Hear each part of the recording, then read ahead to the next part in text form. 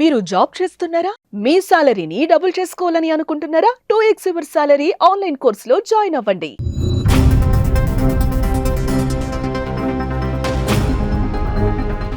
ఇంటికి వెళ్లేందుకు బస్ కోసం ఎదురు చూస్తున్న ఓ 26 ఏళ్ల యువతిపై అత్యాచారానికి ఒడిగట్టాడు ఓ రాక్షసుడు. ఎంతో ఆప్యాయంగా అక్కాని పిలిచి పార్కింగ్ చేసిన ఆర్టీసీ బస్సులోకి యువతిని బలవంతంగా ఎత్తుకువెళ్లి అత్యాచారానికి పాల్పడ్డాడు. పోలీస్ స్టేషన్కు 100 మీటర్ల దూరంలో అత్యంత రద్దీ ఉన్న బస్టాండ్లో ఈ ఘోరం చోటు చేసుకోవడం సంచలనంగా మారింది. మహారాష్ట్ర పూణేలోని స్వర్గేట్ బస్ డిపోలో ఈ ఘోరం జరిగింది.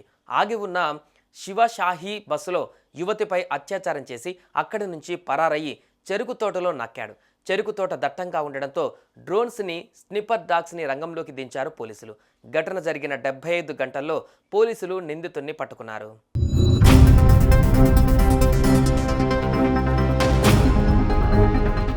ఇంటికి వెళ్లేందుకు బస్ స్టేషన్కు చేరుకున్న యువతితో నిందితుడు మాటలు కలిపాడు. అక్క అనే ఒక్క పిలుపుతో ఆమెను నమ్మించాడు.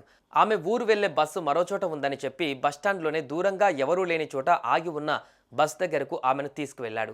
అయితే అనుమానం వచ్చిన యువతి బస్ ఎక్కడానికి ఆలోచించింది. అయితే లోపల ప్యాసింజర్స్ ఉన్నారని, నిద్రలో ఉండడంతో వాళ్ళు లైట్లు వేసుకోలేదని యువతిని నమ్మించాడు.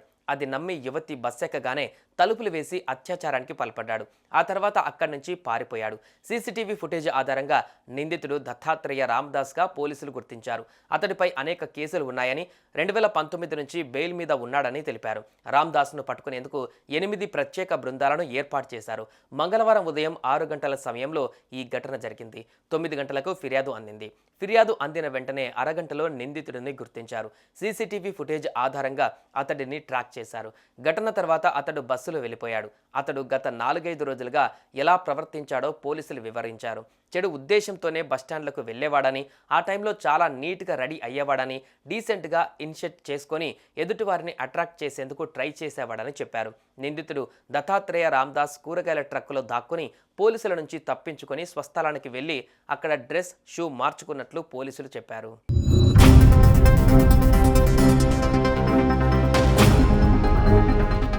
నిందితుడు రామదాస్ శ్రీరూర్లోని చెరుకు తోటలో దాక్కున్నట్లు సమాచారం అందడంతో డ్రోన్లు, స్నిప్పర్ డాగుల సాయంతో అతని కోసం జల్లెడ పట్టారు. చెరకు మొక్కలు 10 అడుగుల ఎత్తు వరకు పెరగడంతో కాలినడకన వెతికేందుకు కష్టంగా ఉన్న నేపథ్యంలో డ్రోన్లను కూడా వాడారు. నిందితుడి ఫోటోను విడుదల చేసి ఆచూకీ తెలిసిన వారికి ₹1,00,000 రివార్డును ప్రకటించారు. ఈ క్రమంలో గురువారం అర్ధరాత్రి నిందితుడికి ఆకలేసి ఓ ఇంట్లోకి వెళ్ళాడు. ఆ ఇంట్లోని వ్యక్తి నిందితుడిని గుర్తుపట్టి పోలీసులకు ఇన్ఫర్మేషన్ ఇచ్చాడు. దీంతో అధికారులు వెంటనే ఆ ప్రాంతానికి చేరుకొని రామదాస్ను అరెస్టు చేశారు. ఈ ఘటన జరిగిన 75 గంటలలో పోలీసులు నిందితుడిని పట్టుకున్నారు.